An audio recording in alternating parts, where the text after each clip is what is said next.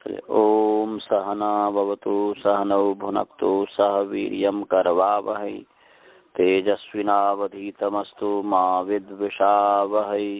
ओम शांति शांति शांति। हालांकि आज तो मैं वहाँ इंडिया नहीं लगा सकता फोन, क्योंकि जो है मैं कहीं बाहर हूँ। बस एक पंचम प्रकरण पढ़ा करके मैं समाप्त करूंगा। अथ पंचमम प्रकरणम। आचार्य जी पहले एक मिनट। आचार्य जी हाँ बोलिए। हाँ, पहले कोई बुक की बात करें जिसपे ओम की व्याख्या थी, वो बुक का नाम क्या था? संध्या पद्धति मीमांसा। अच्छा, मेरे पास है, आप ले लीजिएगा मुझसे पढ़ने के लिए। अच्छा, कभी आकर के फिर पढ़ करके दे दीजिएगा और फिर आप अपना मंगवा लीजिएगा। वो विद्वत्ता पूर्वक पुस्तक है, पढ़ना ही पड़ेगा। मतलब वो स्वयं पढ़िए शुरू से अंत तक, और उसके पश्चात नहीं समझ में आए तो फिर मुझसे समझ लीजिएगा। कितनी बड़ी पुस्तक आप क्या जा रही थी? बहुत पेज है उसमें क्या? लगभग तो 200-250 तो होगा ही। ठीक है। हाँ, तो 200-250 तो होगा ही। उतनी मोटी भी नहीं है और उतनी पतली भी नहीं है। चलिए जी, तो जो पांचवा प्रकरण है, तो स्थानमिदं करणमिदं प्रयत्नेषु द्विधादीन। स्थानम पीडयति, पांचवा प्रकरण क्या है जी? स्थानम पीडयति। यहाँ पे स्थानम भी पीडयति लिखा हुआ है। स्थानम भी पीडयति, अभी पीडयति, ठीक है, कोई ऐसी बात नहीं, कोई ऐसी बात नहीं है। स्थानम अभी पीडयति ऐसा है ना जी? हाँ हाँ हाँ हाँ, ये ठीक है। स्थानम अभी पीडयति। हाँ, स्थानम अभी पीडयति, ये है पांचवा प्रकरण जो है, स्थानम अभी पीडयति। तो अथ पंचमम प्रकरणम तो हो गया स्थान प्रपीडन प्रकरण। ये है कि अनिल स्थानम प्रपीडयति या अनिल स्थानम अभिपीडयति। अनिल जो है स्थान को प्रपीडित करता है, अर्थात वर्णोत्पत्ति में वायु जो है तत्त स्थान में आघात करता है। तो किस प्रकार आघात करता है, इसके संबंध में यहाँ पर पांचवा प्रकरण में बताया है। लघु पाठ में जो है एक ही सूत्र बना दिया हुआ है, परंतु वृद्ध पाठ में इसी एक सूत्र को 3 सूत्र रूप में विभक्त कर दिया हुआ है। लघु पाठ में है कि तत्र स्पर्श यम वर्ण करो वायु रयः पिंडवत् स्थानम अभिपीडयति, अंतस्थ वर्ण करो वायु दारु पिंडवत्, और ऊष्म स्वर वर्ण करो वायु रूणा पिंडवत् उक्ता स्थान कर्म प्रयत्न, ऐसा है। और वृद्ध पाठ में जो है पहला सूत्र है तत्र स्पर्श यम वर्ण कारो वायु वायु रयः पिंडवत् स्थानम अभिपीडयति। उसमें बस इसमें करो है और इसमें कारो है, इतना ही अंतर है। और वायु रयः पिंडवत् स्थानम अभिपीडयति एक सूत्र बना दिए।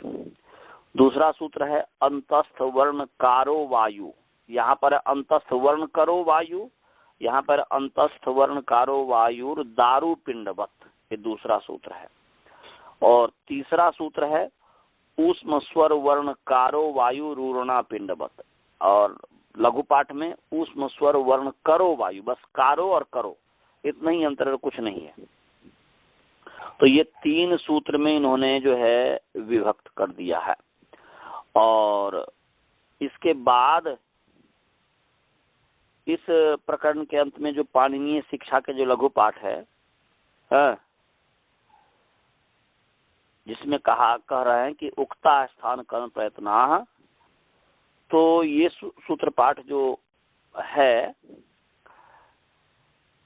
वह यहाँ पर अपेक्षित नहीं है, यहाँ अपेक्षित नहीं है। कैसे इसमें इसका संबंध है, इस पर विचार करेंगे। तो सबसे पहले यह है कि सबसे पहला सूत्र है कि तत्र स्पर्श यम वर्ण कारो वायु रयः पिंडवत् स्थानम अभिपीडयति। तो तत्र जो है अव्ययपद है। और स्पर्श यम वर्ण कारह या करह प्रथमा व्यक्ति एक वचन है, और वायु जो है प्रथमा व्यक्ति एक वचन है। और अयह पिंडवत ये जो है अव्ययपद है। और स्थानम जो है ये द्वितीय विभक्ति एक वचन है। और अभिपीडयति जो है अभिपूर्वक जो है पीड़ धातु है, पीड़ी धातु है निजंत। और लट लकार प्रथम पुरुष एक वचन परस्मैपदी पद है। और इसमें स्पर्श यम वर्ण कारो माने इसमें जो है समास है, इसमें है स्पर्शाश्च यमाश्च इति स्पर्श यमाः, ये इतरेतर योग द्वंद्व है। और स्पर्श यम का फिर वर्ण के साथ संबंध है, वह समास है। तो स्पर्श यमाश्च ते वर्णाश्च इति स्पर्श यम वर्णाः इतरे, यहाँ पर कर्मधारय समास हो गया, समानाधिकरण तत्पुरुष समास है कि स्पर्श और यम जो है वे वर्ण है। स्पर्श यम माने स्पर्श और यम और वे वर्ण माने जैसे कृष्ण सर्प काला सांप, काला भी वही है सांप भी वही है, ऐसे जो वर्ण है वही स्पर्श और यम है। तो यम और स्पर्श यम और वर्ण ये दोनों कर्मधारय समास, दोनों मिलकर के कर्मधारय समास है। तो स्पर्श यम वर्णाः और स्पर्श यम वर्णाः का फिर आगे कह रहे हैं ऊपर तत्पुरुष समास हो जाएगा। तो स्पर्श यम वर्णान करोति उत्पादयति इति स्पर्श यम वर्ण कारः या करः, ये ऊपर तत्पुरुष समास हो गया। तो स्पर्श यम वर्ण कारः में पहले इतरेतर योग द्वंद्व हुआ, उसके पश्चात जो है समानाधिकरण तत्पुरुष हुआ मैंने कर्मधारय समास हुआ, उसके बाद जो उप तत्पुरुष समास हुआ। तो अर्थात सबसे अंतिम में जो स्पर्श यम वर्ण कारः में उप तत्पुरुष समास हुआ, उसके गर्भ में है इतरेतर योग द्वंद्व और कर्मधारय समास। तो इसको हम ये कह सकते हैं, एक वाक्य में कहना चाहें तो इतरेतर योग द्वंद्व गर्भ, कर्मधारय तत्पुरुष गर्भ, उपपद तत्पुरुष समास, इसको ऐसा कह सकते हैं। और अयः पिंडवत जो है तो अयसः पिंडम इति अयः पिंडम, अयस लोहे को कहते हैं, तो अयसः पिंडम इति अयः पिंडम षष्ठी तत्पुरुष समास हो गया। और फिर जो है तेन तुल्यम क्रिया चेदवती से जो इसमें वती प्रत्यय कर दिया कि अयः पिंडेन तुल्यम इति अयः माने अयः पिंडेन तुल्यम आघात क्रिया इति अयः पिंडवत, माने अयः माने लोहे के पिंड के समान जो आघात क्रिया होती है उसको अयः पिंड वत कहेंगे। तेन तुल्यम क्रिया चेदवती, तो क्रिया ये हुआ। तो क्या अर्थ हुआ इसका मतलब कि तत्र माने उसमें, उसमें किसमें, उस वर्णों के उत्पत्ति में, वर्णोत्पादन में या वर्णोत्पादन के लिए, तत्र माने वर्णोत्पादन में जो अर्थात वर्णों की उत्पत्ति जो किए जाते हैं, वर्णोत्पत्ति करने का जो प्रयत्न किया जाता है, वर्णोत्पत्ति के लिए जो किए जाने वाले प्रयत्न हैं, उन प्रयत्न में तत्र का यह अर्थ हुआ कि माने वर्णोत्पादनार्थम क्रियमाणे प्रयत्न, माने वर्णोत्पत्ति के लिए जो किए जाने वाले, किया जाता हुआ जो प्रयत्न है, किए जाने वाले जो प्रयत्न है, कोशिश है, उसमें स्पर्श और यम वर्ण कारो हो। स्पर्श संजक माने कादयो मापसाना स्पर्श आप पीछे पढ़ के आए हैं कि ककार से लेकर के मकार पर्यंत तक जो है स्पर्श वर्ण है 25 वर्ण, और यम जो 4 जो यम वर्ण है, इस स्पर्श और यम वर्ण को उत्पन्न करने वाला जो वायु है, ये वायु का विशेषण है स्पर्श यम वर्ण कारः। स्पर्श यम वर्ण कारः विशेषण है, वायु विशेष्य है। तो कैसा वायु, ऐसा वायु जो स्पर्श और यम वर्ण को पैदा करता है, क्योंकि वायु ही तो वर्ण को पैदा करता है। शब्द तो सब जगह है, क्योंकि जैसे ब्रह्म सब जगह है, ऐसे ब्रह्म की तरह शब्द भी सब जगह है। उससे जैसे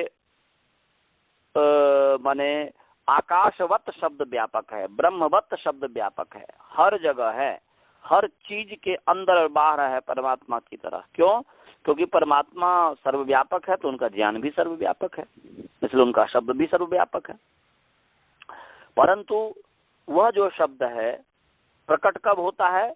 वह शब्द वायु के द्वारा ही प्रकट होता है। इसलिए निवात जो स्थान है, जो अंतरिक्ष स्थान है, जहाँ पर वायु नहीं है, वहां पर शब्द होते हुए भी प्रकट नहीं होता, दूसरे व्यक्ति सुन नहीं सकता वो जाति, क्योंकि वायु ही उसको भीतर से पैदा करता है और बाहर तक ले जाता है। तो इसीलिए हुआ कि जो वर्णोत्पादन की वर्णोत्पादन जो है, वर्णोत्पत्ति के लिए जो किए जाने वाले प्रयत्न है, क्रियमान जो प्रयत्न है, उसमें स्पर्श और यम वर्ण को जो पैदा करने वाला जो वायु है, उसको उत्पन्न करने वाला जो वायु है, क्या है? अयह पिंडवत, अयह के पिंड के समान। मन अयह मन लोहा, लोहे के जो गोले हैं उसके समान स्थानम अभिपीडयति, स्थान को आघात करता है। जैसे हम हाथ से लोहे को फेंकें और फेंकते हैं और दीवार इत्यादि पर जाकर के टकराता जब है, तो उसकी आवाज जो है, उसका जो आघात जो है वह तीव्र होता है, वह तीव्र करता है। तो वैसे ही जब स्पर्श और यम वर्ण को उत्पन्न करने वाली जो वायु है, वाला जो वायु है, वह वायु उस स्थान को तत्त स्पर्श और यम वर्ण का जो तत्त स्थान है, कंठ, तालु, मूर्धा इत्यादि, तत्त स्थान को लोहे के गोले के समान अपने स्थान पर चोट पहुंचाता है, आघात पहुंचाता है। ये इसका मतलब है। और दूसरा ऐसे ही अंतस्थ वर्णकारो वायु दारु पिंडवत, अंतस्थ वर्णकार वैसे ही होगा। जब परीक्षा लूंगा तो आपको मैं इसमें भी समास पूछूंगा, जिसमें भी तो उसी तरीके से आप कीजिएगा। अंतस्थ वर्णकार अंतस्थाश्च ते वर्णाश्च इति अंतस्थ वर्णा, ये कर्मधारय तत्पुरुष है। और तान करोति उत्पादयति इति अंतस्थ वर्णकार, ये उपतत्पुरुष समास हो गया। और दारु पिंडवत हो गया, दारुण पिंडम इति दारु पिंडम, षष्ठी तत्पुरुष समास हो गया। और फिर दारु पिंडेन तुल्यम आघात क्रिया थी दारु पिंडवत, दारु पिंड के समान, दारु कहते हैं लकड़ी को, वुड को।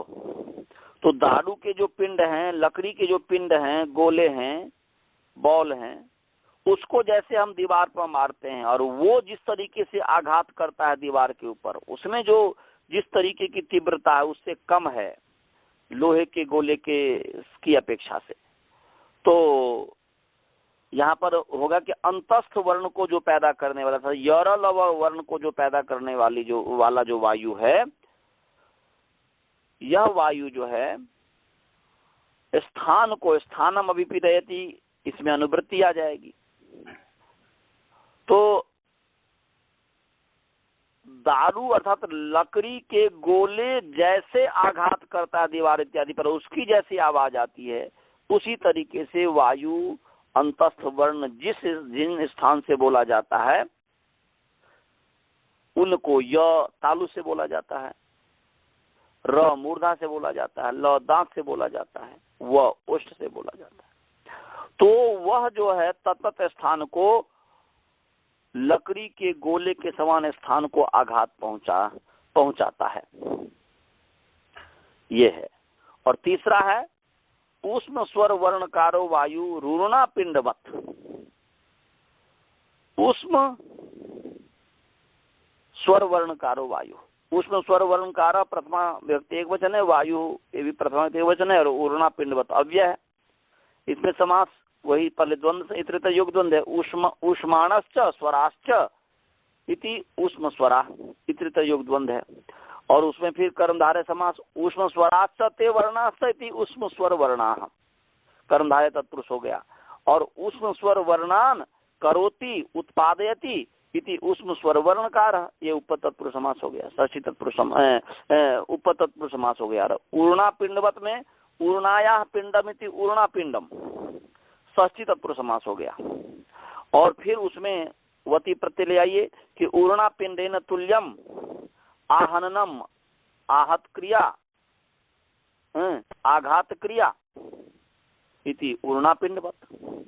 ऊर्णा कहते हैं ऊन को, वुल को, उल WOOL, उल जो है, ऊन जो है, ऊन के गोले को जैसे आप दीवार पर मारिए उसकी जैसी आवाज आती है, उतनी ठीक से सुनाई नहीं देती। तो ऐसे ऊर्णा पिंड के समान जो है ऊष्म और स्वर वर्ण को पैदा करने वाला जो वायु है, ऊर्णा के पिंड के समान स्थान को आघात करता है, वहां पर वह चोट पहुंचाता है। सबसे अधिक स्पर्श और यम वर्ण को चोट पहुंचाता है, लोहे के गोले के समान। दारू पिंडवत जो है लकड़ी के गोले के समान आघात पहुंचाता है अंतस्थ वर्ण को। और ऊर्णा के गोले को यदि किसी दीवार पर मारिए तो देखिए जैसे उसकी आवाज आ रही है उसी तरीके से आघात पहुंचाता है, इसलिए समझ नहीं पाता है व्यक्ति, सामान्य व्यक्ति की ये किस से कहां से इसका उच्चारण होता है।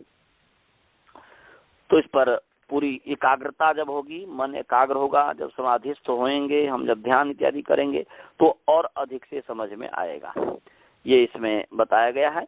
उसके बाद लघु पाठ में जो कहा कि उक्ता स्थान करण प्रयत्न, इस प्रकार जो है स्थान करण और प्रयत्न इसको कह दिए। वो तो स्थान करण और प्रयत्न तो पीछे ही कहा गया, ये तो होना चाहिए पीछे उक्ता स्थान करण प्रयत्न, परंतु यहाँ पर ये कह दिया गया। तो यहाँ जो कहा, हालांकि यहाँ का इसका कोई प्रसंग नहीं है, परंतु यदि इसको प्रसंग में लाना यदि चाहते हैं तो इसको इस तरीके से कह सकते हैं कि भाई यहाँ पर प्रयत्न का मतलब ये है कि प्रयत्न तो जो कोशिश है, तो वायु जो उस स्थान पर जो आघात पहुंचाया तो वायु में जो गति हुई, ये अभी तो व्यक्ति जो है वायु तो वो भी एक कोशिश हो गया, प्रयत्न हो गया। इसके आधार पर यहाँ पर जो है अनिला स्थानम पीड़यति, वायु स्थान को आघात पहुंचाता है। तो आघात पहुंचाता है यह भी आत्मा जब इच्छा करेगी, आत्मा बुद्धिया समेत अर्थान आपने पीछे पढ़ा है कि आत्मा के बिना तो कुछ नहीं हो सकता। आत्मा जब तक इच्छा नहीं करेगी तब तक वायु पैदा भी कैसे होगा।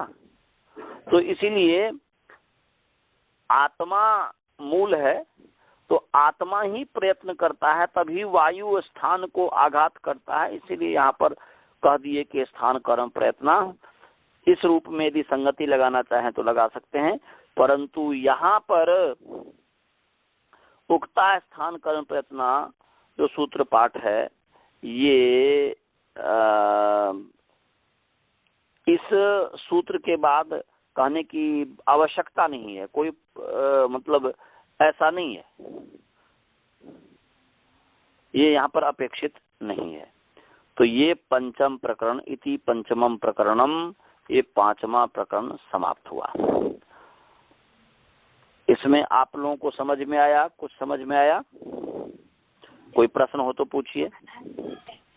जी आचार्य जी, इसमें भी वापस स्पर्श, ऊष्म और अंत के बारे में बताया है, लेकिन स्वरों के बारे में नहीं बताया। बताया है ना, अंतस्थ ऊष्म स्वर वर्ण करो वायु, या स्वर के संबंध में कहा ना। हाँ ओके ओके ओके, ठीक है। हाँ, स्वर तो स्पष्ट लिखा ही है ना जी। और कोई प्रश्न?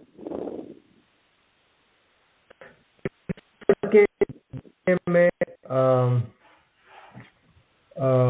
उरुणा के समान, ये मुझे समझ में नहीं आया, मतलब ये उरुणा कहते हैं ऊन को। हाँ वो मुझे समझ में आया, लेकिन ये मतलब ये नहीं हो रहा है कि ये कैसे होगा, स्वर के इसमें कैसे होगा? ये स्वर हो गया और क्या बोलते हैं ऊष्मा, श स सह, तो श स स जो ह जो है, तो श स सह इसमें एक जो है तालव्य है, एक मूर्धन्य, एक दंत्य है। तो जीवा तत्त स्थान को जो छूता है, स्पर्श करता है, तो स्पर्श करेगा तो फिर वायु तो पैदा, जब ही स्पर्श करेगा तो वायु पैदा होगा ना। हाथ से जैसे हम हाथ को हिलाएं तो हाथ को यदि आकाश में हिलाते तो उसमें वायु पैदा होता है कि नहीं होता है? जी। तो ऐसे ही जब जिह्वा तत्त स्थान को स्पर्श करेगी तो वायु पैदा होगा कि नहीं? वायु ही तो उस स्थान को, जो जिह्वा तत्त स्थान को जो स्पर्श करती है, तो उसमें वायु तो स्पर्श कर, वायु ही तो उसमें धक्का देगा ना जी, वायु ही तो उस पर इस स्थान को आघात पहुंचाएगा, तभी वर्ण की उत्पत्ति होगी ना, नहीं तो कैसे उत्पत्ति होगी? नहीं, मुझे वो समझ में आ गया, लेकिन स्वर में ये वुल की तरह कैसे है ये मुझे समझ में नहीं आया, क्यों मतलब वो इतना सॉफ्ट कैसे है ये समझ में नहीं आ रहा मुझे। नहीं, माने ये है कि अ, आ, ई इत्यादि जो कहते हैं, हम जो भी वर्ण कह रहे हैं, तो नीचे वाला क्या बोलते हैं कि कंठ, ऊपर वाला में जिह्वा मूल जो ऊपर वाले में स्पर्श करता है, आपको पता चलता है? हाँ, नॉर्मल। नॉर्मल। जैसे तो जब हम बोलते हैं तो में तो पूरा स्पष्ट दिख रहा है कि भाई जीवा उस स्थान को स्पर्श कर दिया, तो वायु स्पर्श किया, वायु भी माने वायु जो धक्का पहुंचाएगा वो पूरा उसकी तरह होता है, परंतु इसमें जो वायु पैदा हो रहा है कंठ में, कंठ स्थानीय में जो स्वर वर्ण है या तालव्य वर्ण है, जो भी वर्ण है, अकु विसन्या कंठ्या इचु यशा तालव्या, तो इसमें जो जो स्वर वर्ण है वह स्वर वर्ण का जो जो स्थान है, तो उस स्थान में वायु तो धक्का पहुंचाएगा ना जी, तभी आप दूसरे माने व्यक्ति सुन पाता है। तो वह जो आप देखेंगे कि जैसे ट ठ ड ढ इत्यादि, क ख ग घ इत्यादि में क ख ग, उसमें अ देख लीजिए, अ और क जब आप बोलिए और अ जो बोलिए, दोनों में आपको अंतर पड़ जाएगा। दोनों में अ में और क में, क बोलिए, क में जो है आपको ज्यादा उसमें घर्षण होता है, जैसा ज्यादा उसमें वायु माने वायु लग रहा है, और वो लग रहा है कि जो है नीचे वाला स्पर्श ठीक से कर रहा है, क ख। और परंतु अ में जो है वो क की अपेक्षा से सॉफ्ट है, क की अपेक्षा से क में जिस तरीके से है उसकी अपेक्षा से कम है। हाँ, समझ में आ गया। तो उसकी अपेक्षा से कम है, इसलिए यहाँ पर यह है, इसलिए कह रहे हैं कि पूर्णा पिंडवत जो वायु जो स्थान को ताड़ित करता है, आघात पहुंचाता है। हाँ, समझ में आ गया अभी मुझे। हाँ, और पूछिए, और कोई क्वेश्चन? किसी को और कोई प्रश्न है? नहीं आचार्य जी। अच्छा, अनंत जी आपको समझ में आ गया? जी आचार्य। राजभल्ला जी आपको समझ में आ गया? आ गया जी। हाँ, तो बस आज इतने ही पाठ रहने दीजिए, एक प्रकरण समाप्त हो गया और अभी मैं कहीं बाहर आया हुआ हूँ। ठीक है। तो अभी मंत्र पाठ। ओम पूर्णमदः पूर्णमिदं पूर्णात् पूर्णमुदच्यते पूर्णस्य पूर्णमादाय पूर्णमेवावशिष्यते। ओम शांति शांति शांति। आचार्य जी नमस्ते। नमस्ते। आचार्य जी। हाँ जी। हाँ, प्रतीक बोल रहा हूँ। उस दिन आपने कॉल किया था ना मुझे, वो स्वाधीन को ईमेल लिखने को। मैं ड्राइव कर रहा था, मैं नॉर्थ कैरोलिना जा रहा था, तो फिर रास्ते में मुझे इंटरनेट कनेक्शन मेरे फोन से मिल नहीं रहा था, इसलिए मैं कोई बात भेज नहीं पाया मैं। कोई बात नहीं। ठीक है। हाँ जी। ठीक। हाँ जी। आनंद जी से बोलना था कि अगर वो इस रिकॉर्डिंग को अभी दे दे तो दोबारा सुन सकते। अच्छा, ठीक। तो तुम्हें लगता कट गए।